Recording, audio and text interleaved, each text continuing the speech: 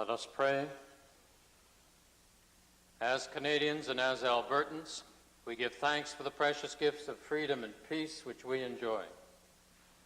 As members of this Legislative Assembly, we rededicate ourselves to the valued traditions of parliamentary democracy as a means of serving both our province and our country.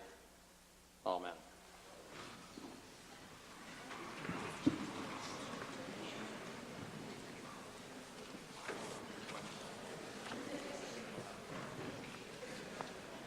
Introduction of visitors.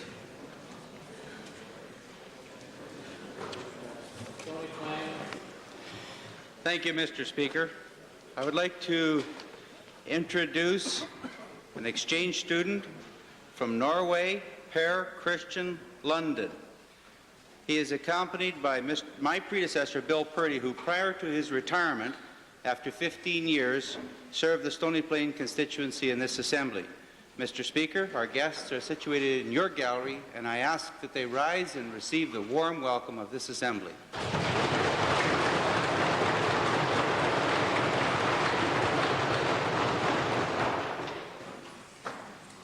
Presenting petitions. Reading and receiving petitions. Thank you, Mr. Speaker. May I request that the petition that I presented yesterday on behalf of principal investors now be read and received.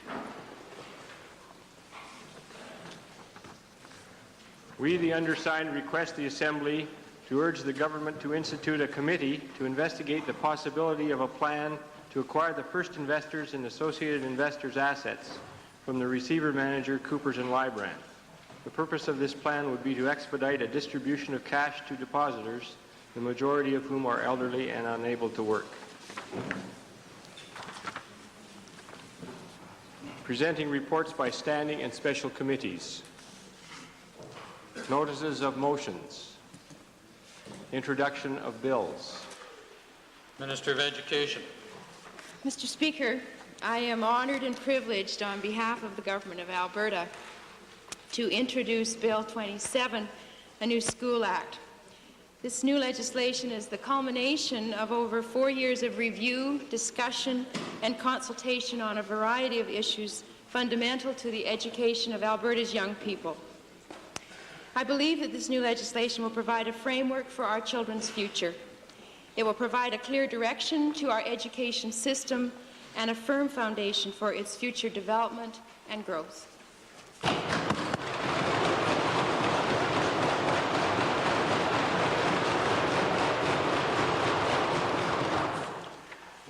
Minister of Education has moved first reading of Bill number 27, School Act. Those in favor of first reading, please say aye. Aye.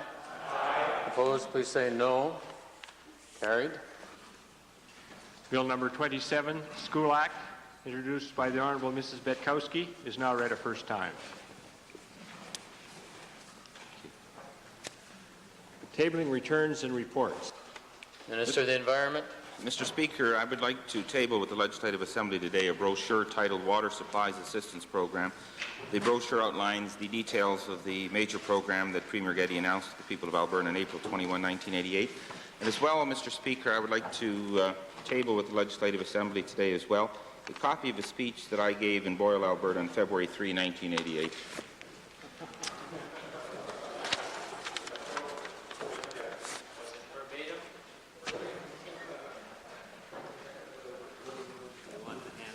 Introduction of special guests. Minister of Education. Mr. Speaker, in honour of this special day and Bill 27 introduction, I would like to introduce a few people in the members' gallery and ask that they stand when their name is called. First of all, Mr. Harry Chomick, the President of the Alberta School Trustees Association. Mr. Brendan Dunphy, the President of the Alberta Teachers Association. Ms. Nadine Thomas, the past President of the Alberta Teachers Association. Mr. Larry Dufresne, President of the Alberta Catholic School Trustees Association. Betty Clayton, President-elect of the Alberta Federation of Home and School Associations. Gary Kiernan, President of the Conference of Alberta School Superintendents. Orville Boris, President of the Association of School Business Officials of Alberta, Mr. Gary Duttler, President of the Alberta Association of Independent Schools, and Sandra Smith, the primary legislative drafter for the School Act within the Department of Education. Good. I'd ask you all to greet them in this assembly.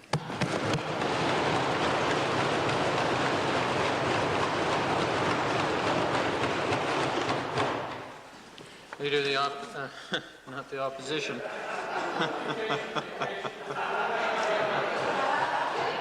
Oh well. I apologize. Government House Leader. Mr. Speaker, I would like to introduce to you, sir, and to members of the Legislative Assembly today in your gallery, Mr. Francis O'Hara, Chairman of the Edmonton Catholic School Board, Mrs. Catherine Chichak, Deputy Chairman of the Edmonton Catholic School Board and a former member of this Assembly, Mrs.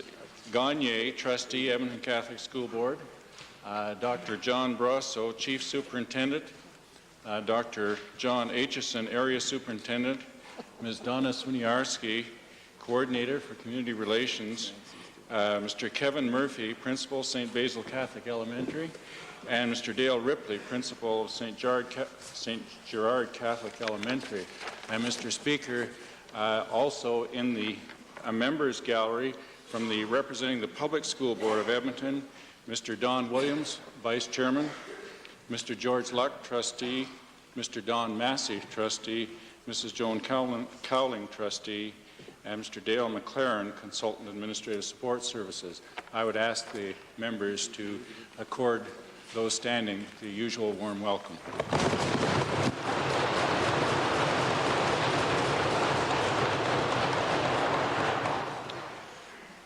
Once again, the Chair apologizes to the Government House Leader, but the Chair was in the midst of dealing with an important memo from the opposition at that exact moment.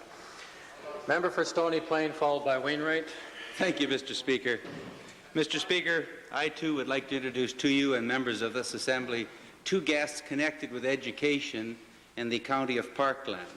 First, Mrs. Vi Helm, Chairman of the Board, and Mr. Marvin Tachuk, Superintendent of Schools. I would ask that they receive the warmest welcome of this Assembly.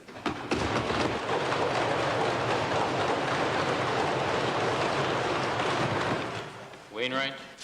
Thank you, Mr. Speaker. It is my pleasure to introduce to you and through you to the members of the Legislative Assembly 43 students from the Irma High School.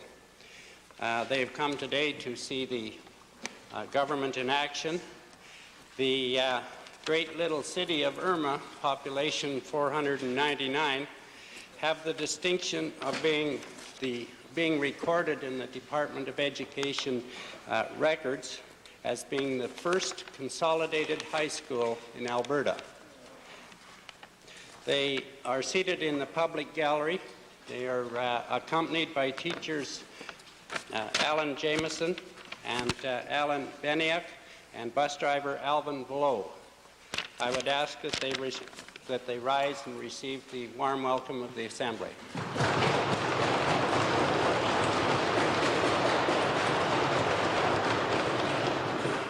Minister of Labour. Thank you, Mr. Speaker. It's my privilege today to introduce 37 students from Gerard Redmond School in Hinton. These are the people that the new School Act is all about. They are the students. They're accompanied by teachers Annette Sommerfeld and Kathy Holland, and by parents Lynn Kirstein, Renee and Sue Werbicki, Yvonne Rink, Hiroko Kobayashi, and Lois Tunke. Mr. Speaker, this group had the privilege of taking part in the tree planting ceremony on the West Lawn with Mrs. Getty this afternoon, and also had a meeting with the Premier, so they were indeed privileged. I would ask them to arise in both galleries and receive the welcome of the Assembly.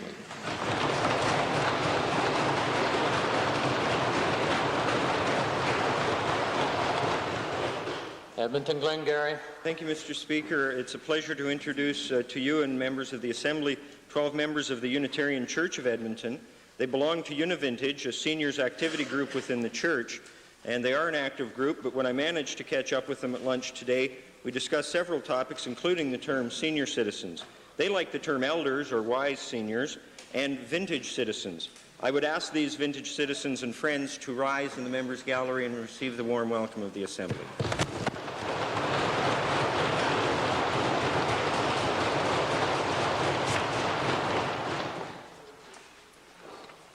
Ministerial statements. Oral question period. Mr. Speaker, to the Minister of Education, because she wants to talk about education today, so does the official opposition, Mr. Speaker.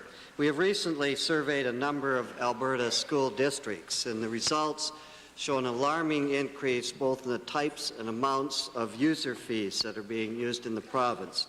Now, in view of the fact that Albertans already pay hefty taxes to provide for public education, does the minister not agree that additional fees for basic educational services should be abolished? No, I do not, Mr. Speaker, but I do agree that the question of fees can become an issue with respect to access to education, and therefore the change in the bill which I had the privilege to introduce today acknowledges that fact and provides an appeal for a parent where that fee is deemed to be too onerous, and that appeal is to the minister. Well, Mr. Speaker, appeal is all right, but there's a basic lack of funding of education in the province. Right. I notice now we have fees. We have basic fees, early childhood fees, tuition fees for courses, rental fees for books and equipment, and the list goes on. And I ask the minister a simple question: where is the fairness of this? Because obviously this affects lower-income parents much more than higher-income parents. Mr. Speaker, there is an important philosophical difference, I suspect, between the government and the opposition on this issue.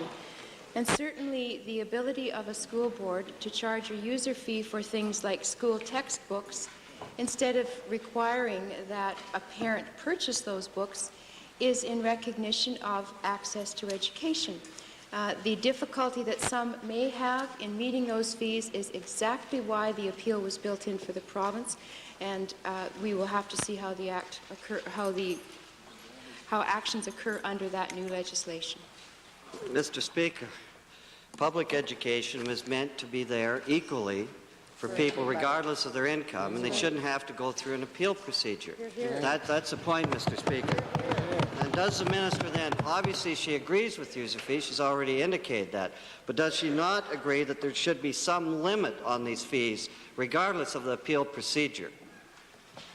Mr. Speaker, what we have embodied in this new legislation is exactly the fact that for the first time in our province's history, we have recognized the right of access of every single student in this province to an education, whether that student is Roman Catholic, whether he is Francophone, whether he is handicapped, or whether he is of Native descent. And that is a fundamental principle. Whether there should be a limit on user fees imposed on students is a question which I have every confidence that school boards are reviewing. I do not believe there should be a provincial limit. I think the ability of school boards to represent their own constituency and recognize that some school boards do not impose user fees, which is certainly their choice. That choice is something that we think is fundamental to the delivery of education in this province. Mr. Speaker, I think the minister's missing the point. It has to do with the funding from the provincial level, which has been going down. I'd point out from her own figures, in 84-85, $90 million was collected in user fees. That's almost 5% of the operating revenue. That's a lot of money, Mr. Speaker. And I say to the minister, isn't it the fact that declining provincial support for basic education has caused this proliferation in user fees? Well, Mr. Speaker, the Leader of the Opposition is wrong on his first point. There has not been a decline in support for basic education in this province over the last 10 years. In fact, there has been an increase above and beyond the inflation costs and the education index cost. I am hopeful that those increases beyond inflation have been to the quality of education in this province, and I believe that, in fact, is the case. But to argue that funding is not rising in this province, which it is fundamentally flawed. Calgary-Buffalo supplementary question. Mr. Speaker, this is indeed a serious problem, and last year in response to my question, the minister indicated that she was going to review the magnitude of the problem being created for lower-income Albertans, and I'm wondering whether she can tell us whether in fact the problem has been reviewed and whether she can tell us when we'll see the results of that review. Mr. Speaker, as usual, the opposition like to find one pat answer for a very complex issue. Certainly with respect to the manner in which education is funded in this province, we have had in the last 6 months an exceedingly important debate on how that funding occurs. And what I believe we've determined through that important discussion is a recognition of the inequities that exist not only on the fiscal side, but on the program side. The new legislative framework, which I was privileged to introduce today, gives us an opportunity to address those fiscal and program inequities in a way that we couldn't do before, and I look forward to future proposals before this Assembly and our government as we work through this important issue. Second main question, Leader of the Opposition. Yes, Mr. Speaker, I'd like to designate the second question to the member from Vegreville. Thank you, Mr. Speaker. A recent example of this government's constant favoritism of the oil industry over agriculture was the pathetic sight of the Minister of Agriculture trying to defend this government's practice of 5% loans to big oil projects and 9% loans to farmers. Now, another clear and regrettable example of this kind of discrimination is the two reports released recently based on the grain-based ethanol industry in Alberta. And I'd like to ask the Premier if he's aware that the calculations and assumptions in these two reports are so seriously flawed that their assumptions are essentially worthless. Mr. Speaker, I'd certainly ask the honourable member to point out to me afterwards his arguments with the report. As I recall, when the minister tabled the report, he said these were done to answer certain narrow specifics, and as a matter of fact, he was continuing to have additional work done because he wanted to also look at broader possibilities for ethanol in the province. And I'm sure, Mr. Speaker, that his continuing look may well take into account any arguments the honourable member wants to make. Well, supplementary then to the minister, is the minister not aware that the report done in conjunction with his department, Department of Energy, Economic Development and Trade, and the Alberta Grain Commission, studied further by some high-priced consultants, contain calculations that throw the analysis out by millions of dollars in their calculations of cost to the government and net benefits to agriculture? Mr. Speaker, yes, we are aware that there is a minor error in the report as it relates to foregone revenues. And if I can respond to the honourable member's first suggestion as it related to our support, I've had individuals indicate to me their appreciation for the $2 billion program that we offer to the farming sector, which is unparalleled in the country as it relates to any sector. Just to indicate to the opposition members the strong support that this party does give to the rural economy within the province. As it relates to the ethanol report, and again, the Premier was correct, right on, whereby we indicated we are going to examine other avenues. Regretfully, there was an error in this report. And Mr. Speaker, this is part of our ongoing discussion process, whereby I indicated I wanted to see it on the agenda when we met with Ministers of Agriculture in July in Toronto, whereby hopefully we can develop a national consensus as it relates to the ethanol industry within Canada and within this province. Mr. Speaker, the minister can try and hide behind the $2 billion program if he wants, but the specifics here are that their calculations are out by millions of dollars, and the net benefit to Alberta agriculture is seriously underestimated. And I'd like to know if the minister, if he's saying now that he's prepared to scrap these reports and start fresh, realizes also that the Touche-Ross report does not even consider the fact that ethanol develops renewable sources of energy at a time when we need it, that it provides regional economic... Honourable member, we're now into the third supplementary question in this supplementary. Thank you. Mr. Speaker, our analysis was done on the basis, in the event that we are to offer support to the agricultural community, we want to see the agricultural community receive that support. The impact is not at all on what will relate to the agricultural community. The impact is on our budgetary implications and the foregone revenue. That's where the error is. And again, this honourable member uses this assembly to distort the facts, which he's so great at doing. Talk about the If the minister is saying that he accepts a report that doesn't take into consideration the creation of economic development in rural areas, diversification of agriculture, and the fact that it would insulate our grain industry from world conditions, if he's saying he's not willing to consider those and yet assume that the industry doesn't stand a chance in Alberta and isn't worthy of government support, I'd like him to justify that. Thank you, Honourable.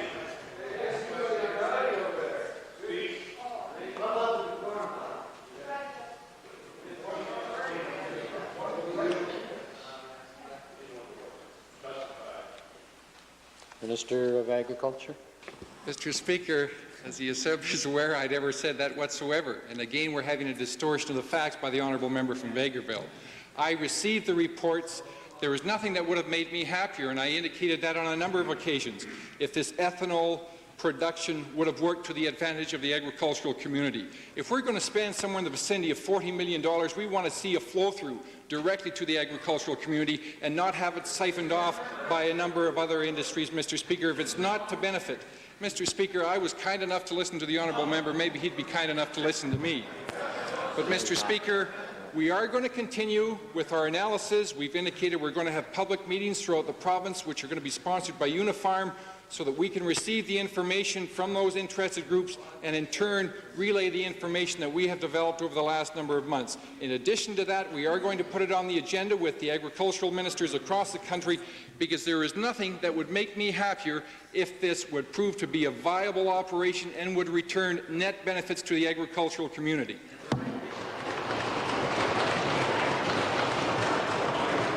Westlock Sturgeon, supplementary. Yeah, Mr. Speaker, while reminding the House I said the report was too shallow and inconsistent when it came out, I'd like to address my question back to the Premier. Since the main economic advantage is tied almost all to taxation and not to actual cost to produce an ethanol, is the Premier prepared to ask the national government to forego their excise tax on fuel in order to make ethanol a economical fuel? Well, the problem with a simplistic way of looking at it like that, Mr. Speaker, is that just doing that won't do it. I mean, that doesn't make any sense, because if you do what the honourable members just suggested, you will not make it an economic fuel. It takes a far greater look at it and a much more detailed assistance program in order to have that happen. I also, Mr. Speaker,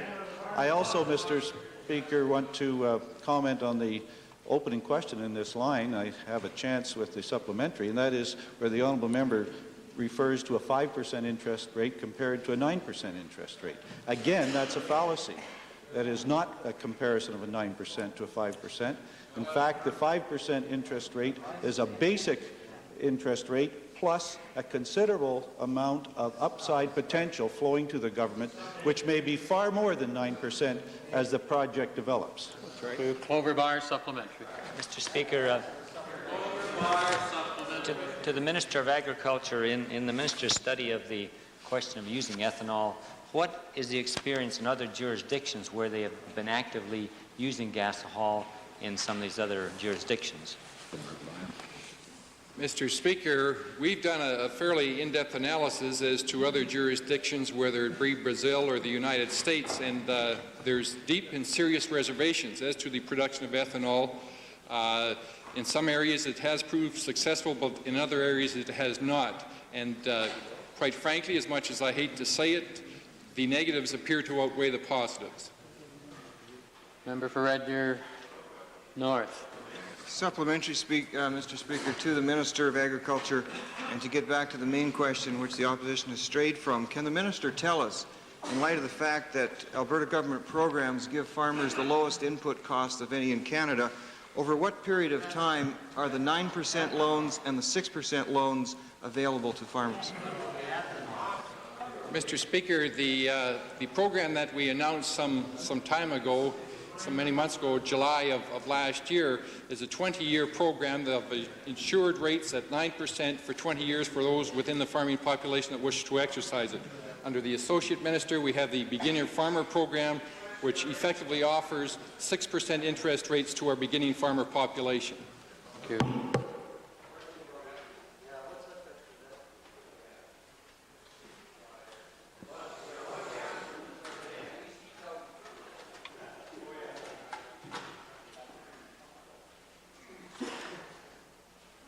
comments are indeed correct. The supplementary did not deal with ethanol. However, we don't need all the extra prompting. Thank you. Westlock Sturgeon, main question.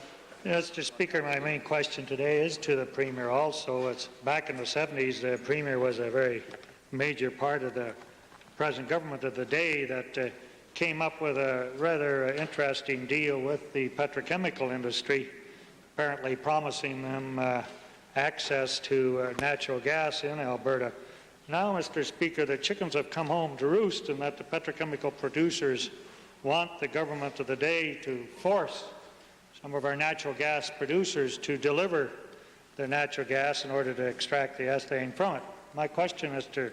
Speaker, is to the Premier involves this and the particular semi-sweetheart deal that has been worked out with the Nova Group for the heavy oil upgrader.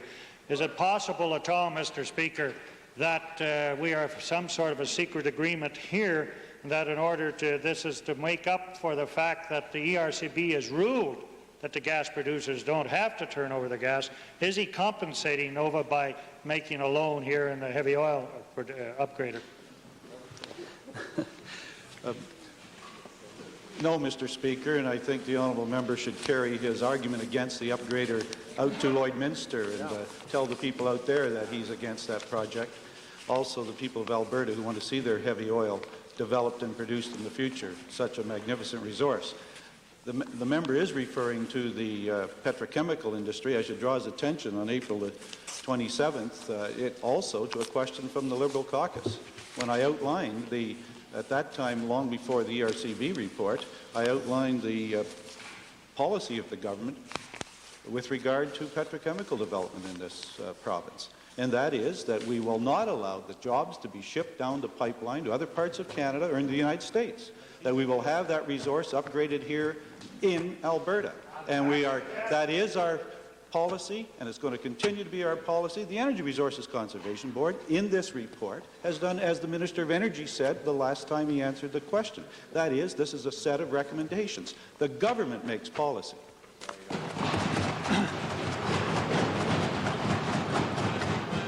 Mr. Speaker, the public of Alberta are disturbed that the producers are the ones that are going to carry the subsidy. But to go further, Mr. Speaker, has the Premier made a similar deal, knowing that the upgrading can now, or appears to be just around the corner, be upgraded at the wellhead? Is he thinking of some other similar type of deal with the upgrader people, forcing the heavy oil producers next to deliver to the upgrader?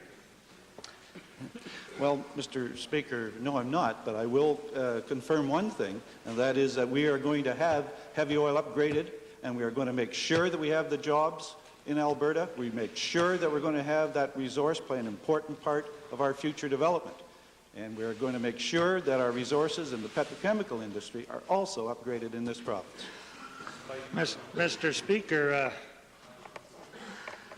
what does the Premier intend to do to force the heavy oil producers to turn over their oil to the upgrader if they do not want to do so?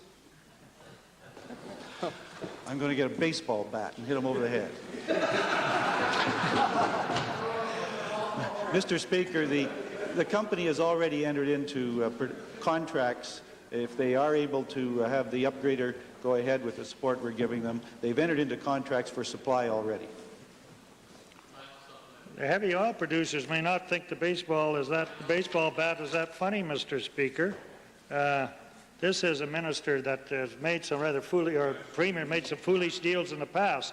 Well, can the minister then give the assurance that he will not put more money into the upgrader than what is already guaranteed in loans? Can he assure the taxpayers of this province that in his almost insane desire to have an upgrading plant, we're not going to use the Heritage Trust Fund, put in money that can't be raised from the public or the private sector? No, Mr. Speaker, I will not make that commitment to the honourable member. I'm always prepared, and our government is always prepared, Mr. Speaker, to invest in the resources and the future of Alberta.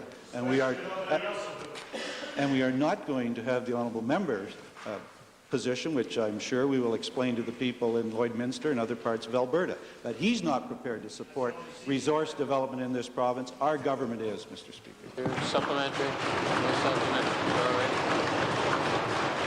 Member for Clover Bar, followed by Edmonton Highlands. Mr. Speaker, my question is to the Minister of Career Development and Employment.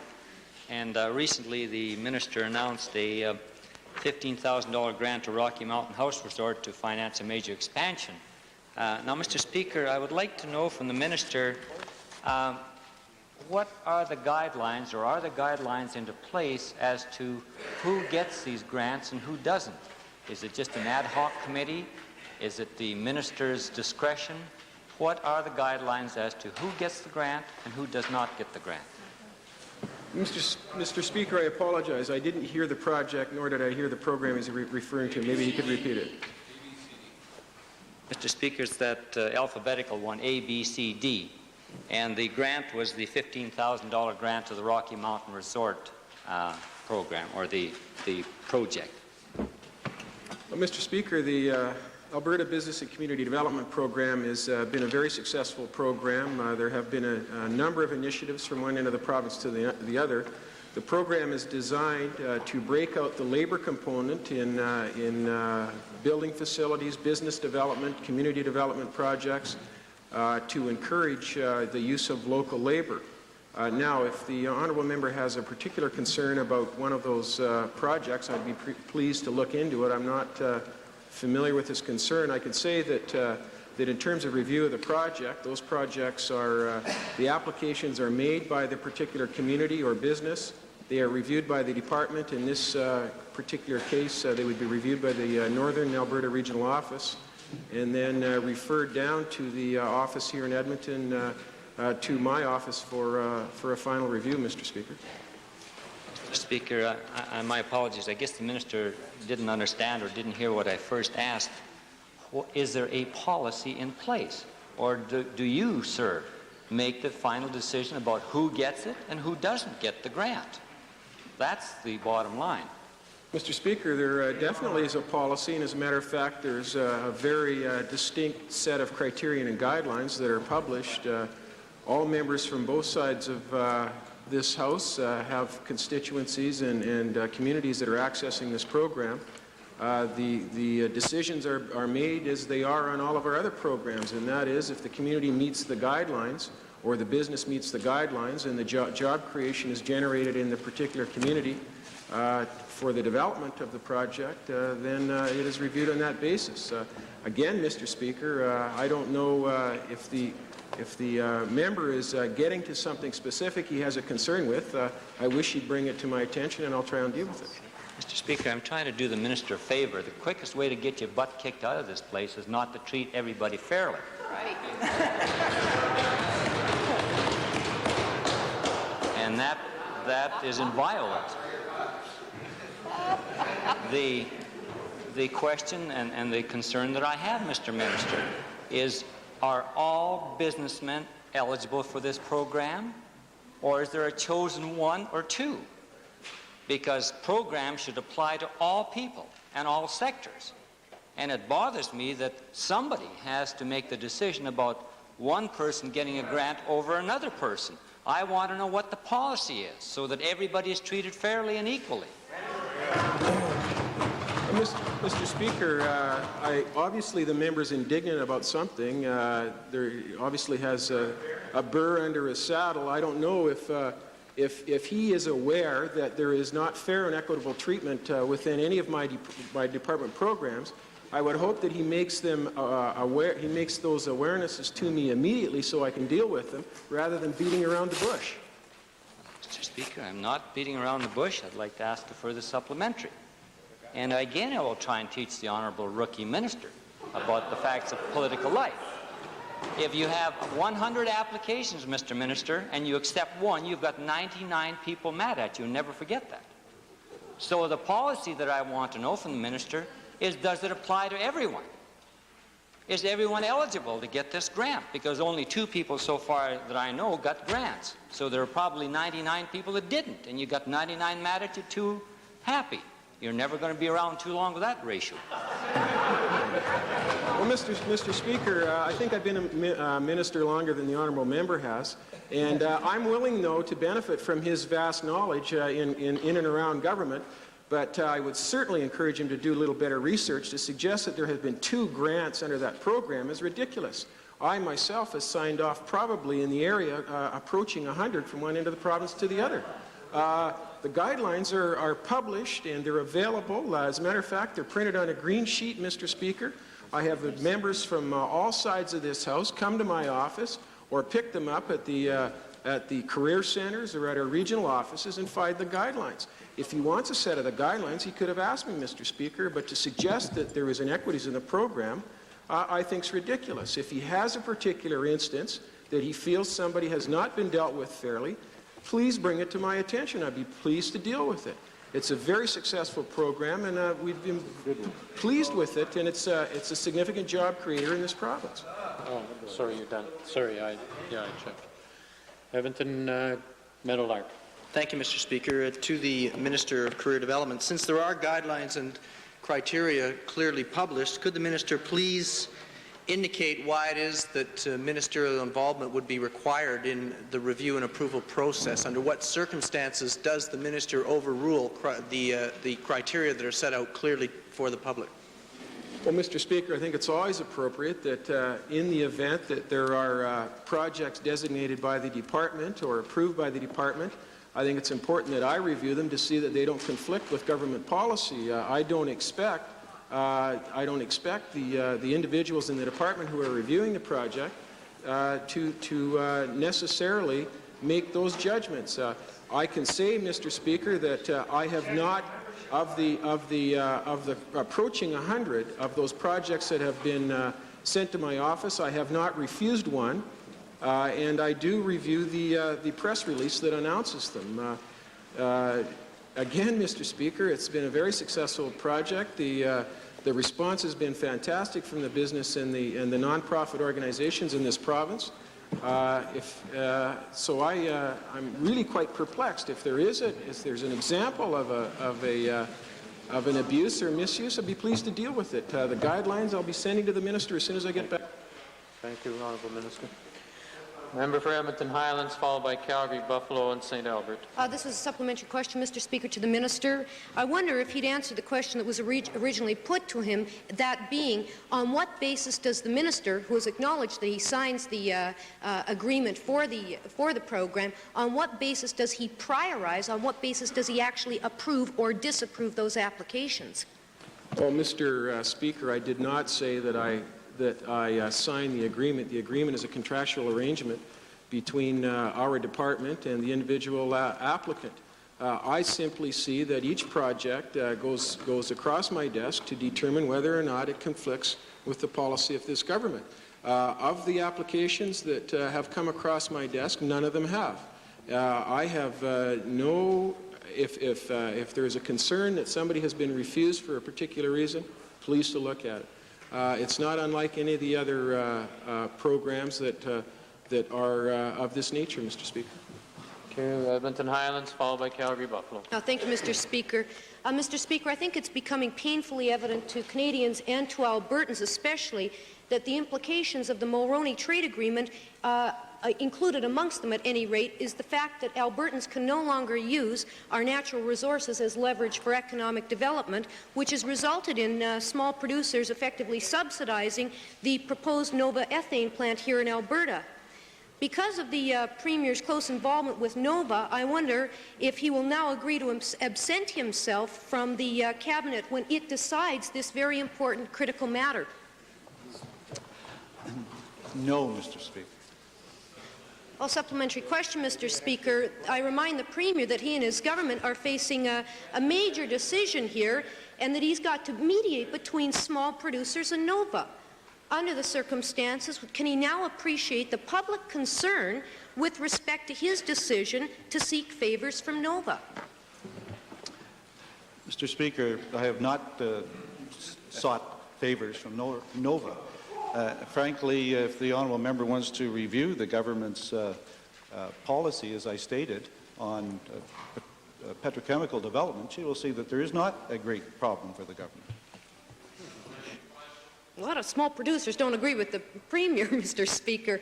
Mr. Speaker, my question really is the Premier now prepared to disperse this horrible cloud of suspicion, this perceived conflict of interest, and particularly under the circumstances of government needing to make a decision, by offering to pay Nova for that free flight that he requested some weeks ago?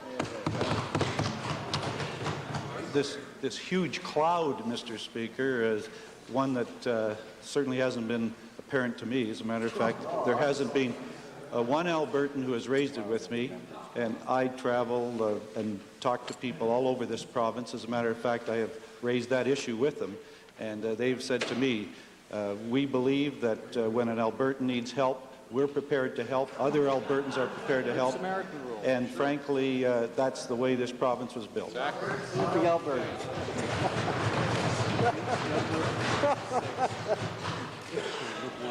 Oh, yes, it is, Mr. Speaker.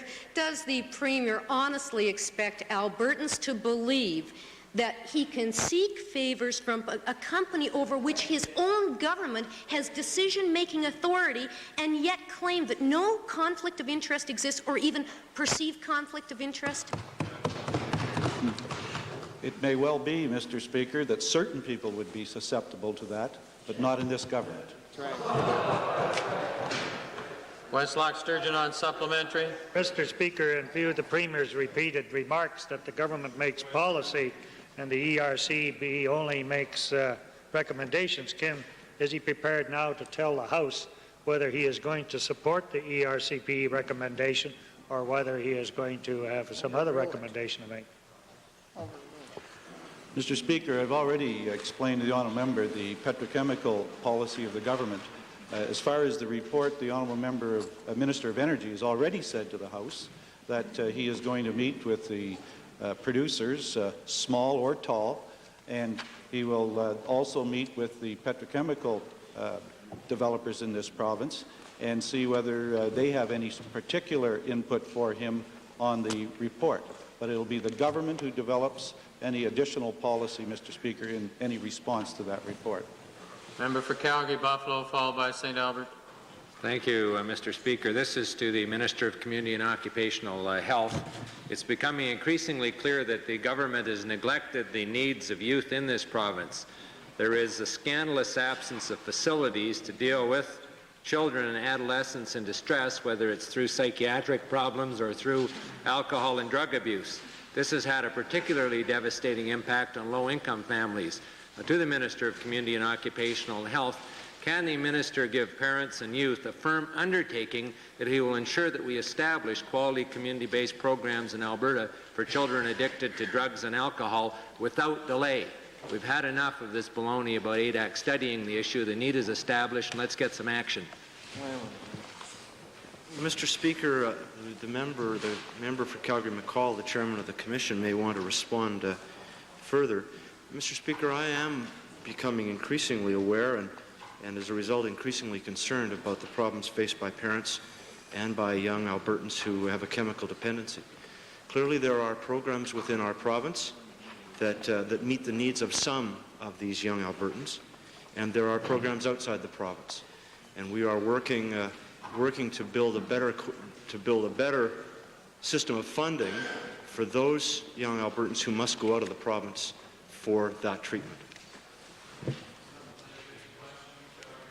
Thank you. Supplementary to the Solicitor General, who I think is aware that 95% of youth involved with the law have drug or alcohol problems. I'm wondering why it is that our youth correctional institutes are hotbeds of drug dealing and consumption while almost nothing is done to treat the drug and alcohol problems of young offenders. When are we going to get some action? Mr. Speaker, I would ask that the member give me the evidence that there is a hotbed of trafficking of drugs within the young offender centers. I will be the first to agree with the member that the majority of the young offenders are incarcerated because they're of an involvement with substance abuse of some sort. We have counselors in each of our institutions. We have psychiatric assistants for people who have mental problems that have come from substance abuse. We're working with ADAC to develop a program for our Strathmore Young Offender Centre that will address specifically in one of the units there people that have results of drug abuse. We are working towards solving this. You've got a long, long way to go. Now, drug and alcohol, supplementary to the Minister of Community and Occupational Health, drug and alcohol problems are often linked to psychological and psychiatric problems. And I'm wondering why we've had so little progress in establishing programs for dealing with the psychiatric problems of our young people in light of the fact that the Fuster report told us what a mess our system was over a year ago. Why the delay? Well, Mr. Speaker, I don't accept that there has been a delay. In fact, the honourable member and I spoke about this as recently as Sunday when we both attended the beginning of Mental Health Week sponsored by the Canadian Mental Health Association in Calgary. And what our department has done certainly has received the Fuster report, has gone out to public hearing process, and we have taken action by setting up a pilot program for Northeast Alberta, by putting in place a children's mental health coordinator, by putting in place in the Northeast region a number of therapists and psychologists, trained professionals to assist in meeting the needs of young Albertans who need mental health treatment and counseling and therapy. So I don't accept that what the honourable member has said, that we are not dragging our feet. We are, in fact, taking action. Sounded like very little to me. Now, to the Premier, we have too many ministers involved, Mr. Premier, and too little coordination. I'm wondering whether the minister might undertake to appoint one of his cabinet ministers to coordinate the needs of youth in distress so that we can end the drift. Mr. Speaker, as the Honourable Minister of Community and Occupational Health has already advised the House and the Honourable Member, I think this matter is being handled very well right now. Thank you. Edmonton Centre, supplementary. Mr. Speaker, one of the great problems facing young people with drinking and addiction problems is not drinking and driving, but drinking and sex. What new initiatives is the Minister of Community and Occupational Health taking through ADAC to look at programs for adolescents and adults, for that matter, around curbing the abuse of sexual activity while under the influence of alcohol or drugs? Well, Mr. Speaker, again, the Chairman of the Commission may want to supplement my answer, but we have introduced a number of programs in the last 3 or 4 weeks, including an infusion of some $1 million new dollars into sexuality education and counseling programs for health units to provide to young Albertans in the classroom, for teachers, for parents, and for others in the community. So I believe that through those kind of measures, through those kind of programs, that we are equipping equipping our young Albertans with the knowledge and the information that they need. In addition, we've through the Alcohol and Drug Abuse Commission set a standard in education and counseling to our young people that is a standard unmet by any other province in this country. Thank you. Member for St. Albert, followed by Edmonton Glengarry. Mr. Speaker, my question is for the Premier, at least the initial one. For almost a year now, the Employers Federation and the building trades unions have been attempting to bargain a master agreement for the construction industry under Bill 53, the Construction Industry Collective Bargaining Act. It appears, Mr. Speaker, that the government is coming to the same realization that the building trades unions have come to, and that is that Bill 53 has been a total failure and has not provided a means for negotiating a collective agreement for the industry. In addition, Mr. Speaker, labour stability and continuity in the construction industry has been denied to thousands of tradesmen for almost 4 years now. To the Premier, Mr. Speaker, is the Premier and this government's Minister of Labour going to introduce new legislation to get the bargaining process back on track in Bill 53 negotiations? Mr. Speaker, reviewing that matter with the Minister of Labour regarding the negotiations, I think it is fair to say that we're all a little disappointed that there hasn't been more progress. And we would hope that by talking to both sides that they will see their light and try and close the gaps between themselves. It is true that the Honourable Minister of Labour has been meeting with both negotiation groups, and he will probably want to add something to this reply or to handle any supplementary. Mr. Speaker, that really didn't answer the question. But given that the Deputy Premier told a town hall meeting in Calgary last night that the government is going to abandon the process of Bill 53 and introduce new legislation to take care of the delay in negotiations, will the Minister or the Premier confirm or deny whether we're going to see new legislation outside and away from Bill 53? Mr. Speaker, I think I dealt with this issue on Tuesday, 2 days ago, and indicated that while there may be frustration on the part of the two parties, the two federations, there is also frustration on my part in that, having consulted very openly with the two parties and with the investors, the Construction Owners Association, Bill 53 was developed with the assurance that the two parties could make it work. And so far, both sides have been remarkably unsuccessful at making the process work that they bought into in the first place. Mr. Speaker, when is this Minister of Labour going to stop blaming the parties, the two parties at the negotiating table, and take some of the responsibility and the blame for a lack of negotiations on himself for not following the process as laid out by Bill 53? His legislation, Mr. Speaker. Mr. Speaker, since the Honourable Member for St Albert fulfills two roles, one in this House and one outside this House, maybe he should take some of the blame.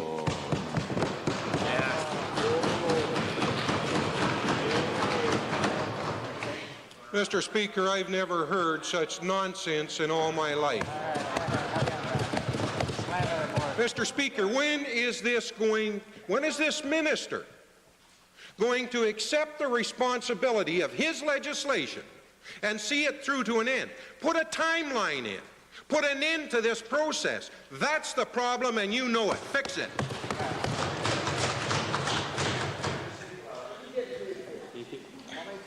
Mr. Speaker, perhaps in his approach within the Assembly, the member is showing what one of the problems is at the table. Agreed. Agreed. Agreed. Puff there. It is true, Mr. Speaker, that on the part of the employers, they appear to wish to fix the status quo as it has existed during the downturn, with some 35 to 50% unemployment in that industry. On the other hand, some of the union people at the table appear to wish to return to the heyday of the boom times in Alberta. I think that both opinions held by the different parties are perhaps unrealistic and bizarre. Edmonton Goldbar. Supplementary to the Minister, Mr. Speaker, we need a straight answer on this situation. Is new legislation the government's intention? And if not, what on earth is the government's strategy to resolve the impasse? Mr. Speaker, I dealt with that issue on Tuesday as well. The situation is that Bill 53 was introduced last year, passed by the legislature and proclaimed, to set up a mechanism that the two parties themselves said they could make work. They have failed to do that. The intent was that if they could make the Bill 53 provisions work to the benefit of the industry in Alberta, then that type of bargaining and that process would act as the basis for the permanent legislation for the construction industry. So far, there has been little evidence that that system can be made to work with the present parties sitting at the table facing each other. Member for Edmonton Glengarry. Thank you, Mr. Speaker. Some questions concerning the winter opening of Highway 40, both past and future. I'd like to read from a memo from the former Minister of Forestry, Lands and Wildlife to the Minister of Transportation and Utilities and Minister of Recreation and Parks. To quote, the recommendation of senior wildlife management officials is that the use of the highway be confined to the 3-week period during which the Olympic events will be held. Such a strategy would represent a reasonable compromise. I would like to ask the Premier if, in retrospect, he doesn't agree that keeping Highway 40 open for the entire winter was a mistake that ought not to be repeated in the future. Mr. Speaker, frankly, I think it was wise to have it open for the Olympics. It provided an opportunity in the event of some disaster. As the Honourable Minister has said in the past, there is no plan to open it in the future, and so I don't know what the Honourable Member's concern is. These kind of decisions have to be made when they're needed. Thank you. It was the fact that advice from the Minister was ignored that concerned me. Time for question period has expired. Might we have unanimous consent to complete this series of questions? Opposed? Carried. Edmonton Glengarry. Thank you, Mr. Speaker. Another point in it said that I do not believe we are in a sound position to consider the issue of year-round opening of the road as advocated by some individuals and groups, and also we are already receiving requests and representations on the matter. I would ask the Minister of Forestry, Lands and Wildlife or the Premier to reveal what proposals they have been receiving for the area and what consideration they're giving to them for the future. Mr. Speaker, there hasn't been any future considerations whatsoever that I'm aware of. Thank you. To the Minister of Transportation, the highway was given it, at some expense no doubt, a winter surface last summer. Was this cost incurred simply for the 3 weeks of the Olympics, or does it indicate plans for future opening of the highway? No, Mr. Speaker. Thank you. Another point in the memo says it is a very important winter range that can be defended by experts as critical, and quote, it is a matter of scientific record that the area is virtually a wintering wildlife mecca.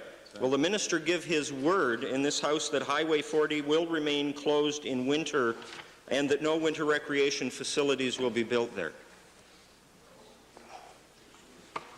Which Minister? Perhaps, Mr. Speaker, since the Honourable Member is asking for a government commitment of some duration, I should make it clear to him that the government will make the decisions based on the needs of Albertans. As I said earlier, there is no intent of opening it in another summer occasion, or winter occasion, but it may well be that there will be some type of need in an area of a disaster or something like that, that it would be needed, and we would not want to make a commitment that prevented that from happening. Additional supplementaries.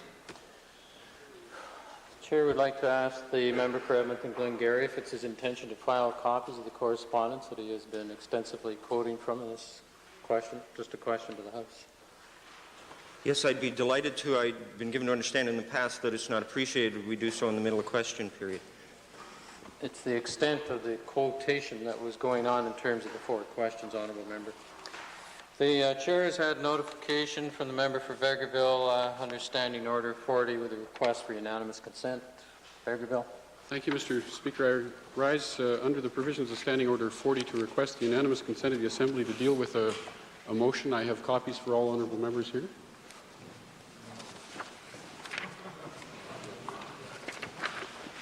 Yeah, you would not want to embarrass Peter now, would you?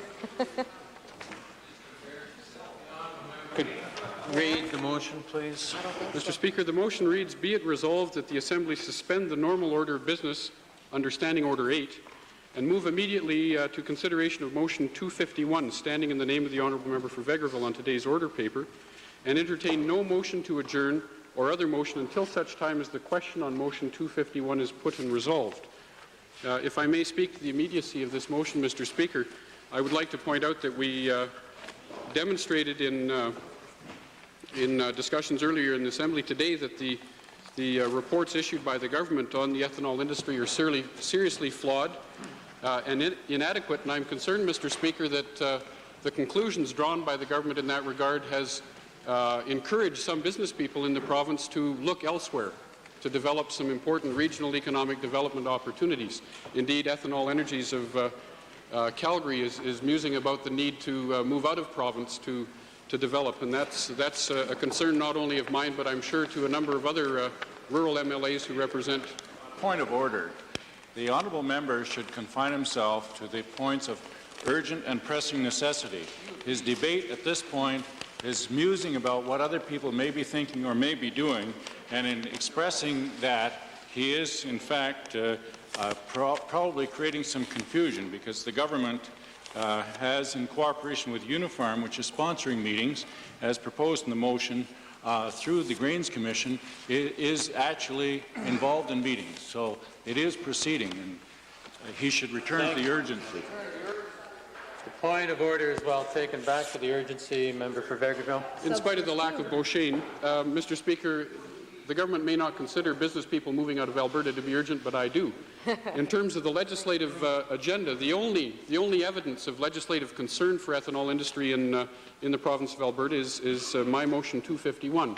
I submit that it is way down on the order paper due to the weight of legislative business, and I urge all honourable members to back the ethanol industry and the agriculture industry, and let's debate it publicly in this assembly now, so that people for themselves can decide whether the assumptions that the industry is not viable on the part of this government are valid.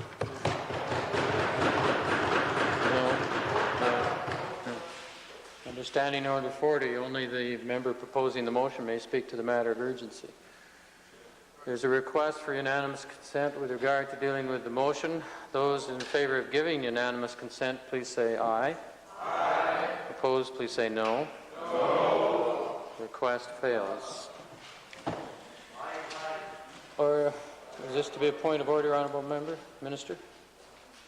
Point of order, Minister of Agriculture. On a point of order, Mr. Speaker, there's been a number of misleading, in fact, untruthful statements made in the presentation made by the honourable member for Bakerville, and I would seek your guidance, sir, as to how one... Stay on your feet. Stay on your feet. Sir, please be seated. You'll be recognized in due course. It's not a matter of a shouting match.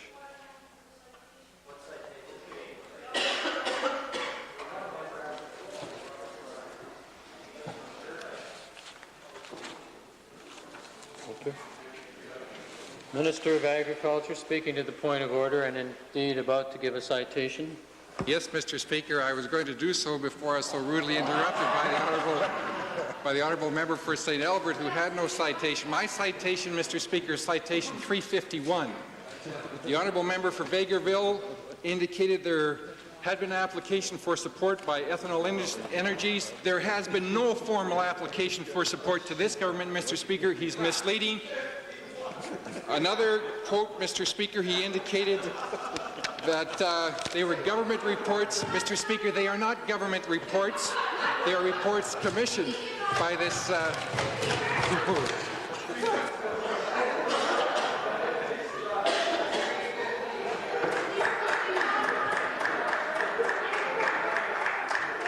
the House is not about to have applause, member for Calgary Mountain View.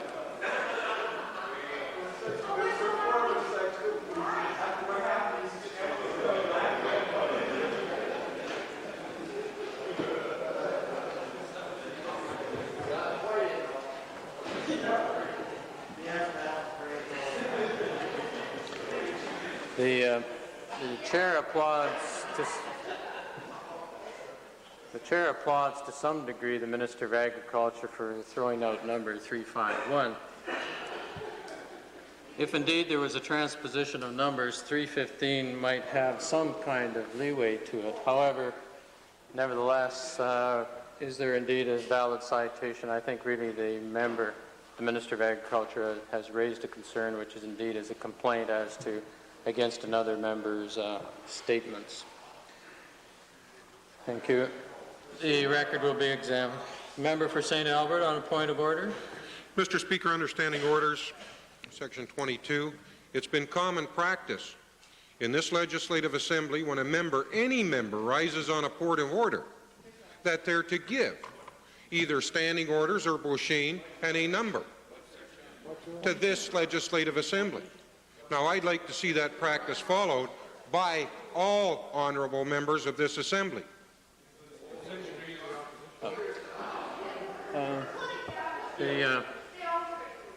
The member makes a valid point, and the chair looks forward to the cooperation of the House in that regard.